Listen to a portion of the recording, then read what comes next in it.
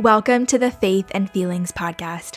My name is Taylor Joy, and I'm passionate about helping you untangle and honor your emotions, authentically practice your faith, and integrate both into your everyday life so that you can experience the goodness and delight that comes from living in relationship with yourself, God, and others.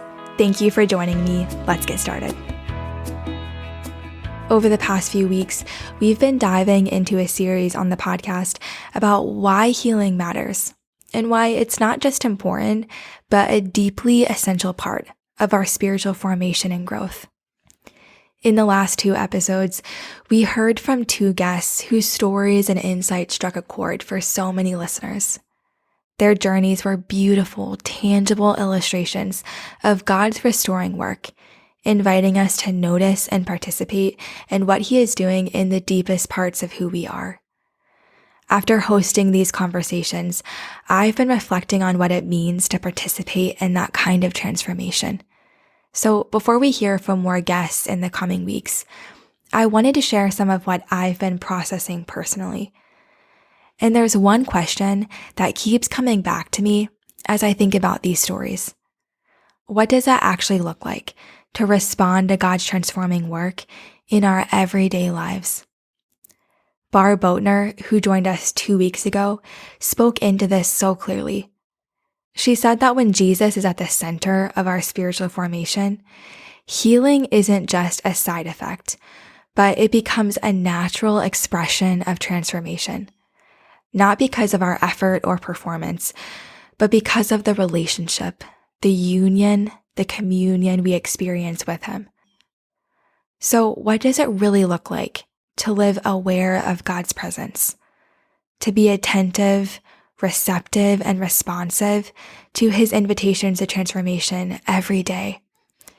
These are the questions I want to invite us to sit with today as we continue exploring this journey of healing together. Last year, I had the chance to interview author and professor Terry Wardle as we were talking about the healing process and how God heals our emotional wounds. He said something that has stayed with me ever since. God is timeless. I don't remember if he said it in the interview or in our conversation afterward, but the truth of it has stayed with me. If God is timeless, then His work isn't stuck in the past. It's not locked in history. It's alive, present, and transformative. And that means His healing work reaches into our past, our presents, and our futures in ways we often don't even realize. That idea has slowly shifted how I see the cross. Because when we talk about the cross, it's easy to reduce it to doctrine or history. We say, Jesus died on the cross, as if it's an event to reflect on from a distance. But the cross is so much more than that. It's not just a single moment in history. It's both an event and a living, ongoing reality unfolding in our lives even now. The cross is where transformation arises. It's the moment in time that transcends time. It moves us from death to life, from bondage to freedom, from brokenness to wholeness, from being lost to being welcomed into God's embrace over and over again. At Calvary, Jesus said, "It is finished." And that's not just history. It's not just a record of what happened on that day. It's an ongoing reality, active, present, and working even now. I want that transformation for all of me. Every part of my being, every nuance, every hidden corner, every fiber of my soul. And I really believe Jesus wants the same for us. In Ephesians 4:9, Paul writes that Christ descended into the lower parts of the earth. Historically and theologically, there are so many layers of meaning there. But personally, I can't help but hear something more intimate in that phrase. If Jesus descended to the depths, then He is not afraid of the depths. He is not afraid of what is buried. He is not afraid of what feels dark, forgotten, or beyond reach. And I've come to believe that this descent doesn't just describe something cosmic. It describes something deeply personal. I think it means he is willing to descend into the lower, unhealed, and sometimes carefully avoided places of my own heart. The places I don't want to face. The places I hide even from myself. This is where transformation begins and continues to unfold for the rest of our lives. When we invite the work of Calvary, paid for at such a high price, to move beyond a theological concept and into the deepest parts of our souls. That what Christ accomplished would not remain just an idea we believe, but a reality we experience. That the finished work of Jesus would take root in us, in our patterns, relationships, reactions, and inner narratives in ways that actually transform us. Psalm 107 closes with the phrase, "Ponder the loving deeds of the Lord."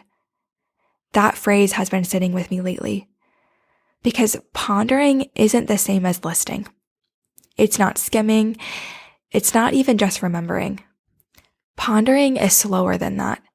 It's meditative, reflective, and relational. It's about letting our feelings connect with God's presence in a real, tangible way. Pondering takes time. It takes patience.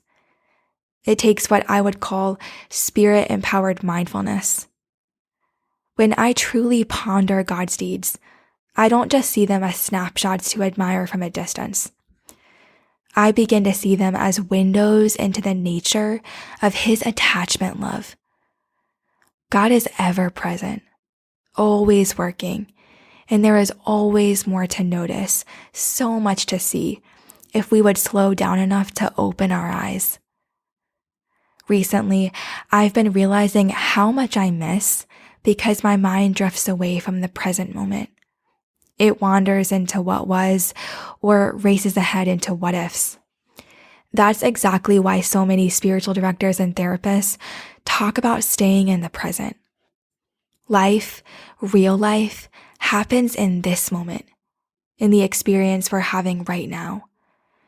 And when we lose the present, we lose the ability to fully engage with God's love, to see His work, and to participate in the ongoing transformation He wants to bring. So what does that actually look like to practice this kind of attentive presence? I'm learning that it unfolds in a rhythm. First, I notice what's happening inside of me. Then, I allow God's presence to meet me there. Awareness is what helps me see what's hidden, what's hurting, what's reactive, or what's in need of healing. Presence is what allows God to actually touch those places, to breathe into them, to soften them, and to begin transforming them. When those two work together, that's when change begins. Not because I'm trying harder or mustering up more willpower, but because I'm opening myself up to let God meet me in the moment I'm actually living. So in another way, awareness plus presence equals access to transformation. I want to stay with those two words for a few minutes. Let's start with awareness. Awareness is simply noticing what's happening in the present moment. Noticing my reactions, my reactivity, my feelings, the subtle shifts in my body, the tension in my shoulders, the story my mind is telling, the behavior I'm about to default to. It's taking a small internal step back from what's happening, just enough to see it more clearly. Not judging it, not shaming it, just observing it. Awareness gives perspective. It helps me realize, oh, I'm not just angry, I'm actually hurt. Or I'm not just tired, I'm overwhelmed. Or I'm not just shutting down, I'm afraid. Without awareness, I just live inside my reactions. But with awareness, I can begin to see them. But awareness alone isn't enough. Presence is what brings warmth and life into that awareness. Being present means being fully here, fully engaged, fully receptive to love in the moment. It's not just noticing what's happening internally, but inviting God into it. Presence is relational. It's not just observational. It's saying, God, here's what's happening in me right now. Will you meet me here? It's active, not passive. It's a posture of openness. Awareness without presence can feel cold, like staring at a wound under a harsh fluorescent light. Presence without awareness feels unfocused, like trying to look through a lens that hasn't quite been adjusted. You can't see what needs attention. But when awareness and presence come together, that cultivates sacred space. A space where I can see what's true and also feel like I'm not alone in it. A space where I'm not trying to fix myself, but allowing God to gently work. A space where transformation unfolds naturally, not forced, not manufactured, but invited. This is where healing begins to take root, not in striving, but in noticing what is real and welcoming God into it. Lately, I found myself coming back to one simple question over and over again. Lord, where are you in this moment? It's such a small question, but it's been reshaping the way I move through my day. What I've noticed is that God often invites me to wait, not rush, not react, not immediately interpret what's happening through my own fears or assumptions. Just wait. There have been a few situations recently, conversations, misunderstandings, tense interactions, where if I had just paused long enough, I think I would have sensed his perspective. I can see now that his words would have been right on point. His wisdom was available. His presence was near. But I didn't wait. I went straight to my racing thoughts, straight to my reactivity, straight to the story my mind was already writing. And I can see the mess that kind of hair trigger reaction creates, internally and relationally. It escalates things that didn't need to escalate. It solidifies narratives that weren't fully true. I'm learning that in every moment, especially the charged ones, I have to wait long enough to let the Spirit weigh in. I have to ask, where are you in this? And not move forward until I've at least opened myself to that perspective. To wait without God only leads to emotional reactivity. When we wait with God, waiting becomes something entirely different. Waiting becomes the doorway to presence. And presence opens me to possibilities I would never otherwise see. When I'm facing a moment where I feel like I might explode or implode, that's when this question matters most. God, where are you in this? Because when I wait without him, I tend to spiral, rehearse, assume, defend, or self-protect. But when I stop and intentionally place him in the middle of the waiting, everything shifts. The situation may not immediately change, but I change. My posture softens. My nervous system settles. My perspective widens. It gives space for him to show me where he is and what he is doing, often in ways I never would have recognized on my own. Sometimes it's as simple as taking one slow, intentional breath, noticing the tension in my jaw or the tightness in my chest, naming it without shame, and then quietly inviting Jesus into that tension. Other times, it looks like reflecting back on a day, a difficult conversation, or even an old memory and asking, God, where were you there? What were you doing that I couldn't see? And what do you want me to understand now? And more often than not, something gentle surfaces. A reassurance, a correction, a new way of seeing. This is what awareness and presence looks like in real life. When we practice this kind of attentiveness, when we notice what's happening inside us and then intentionally invite God into it, we open ourselves to the ongoing, transformative work of the cross. Not as an abstract idea or a distant theology, but as a living reality.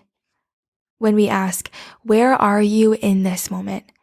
and we actually allow space for him to respond, we create room for his healing work to do what only he can do. We stop striving, we stop reacting, and we start participating. So as we close, I want to offer that question to you as you move into this week.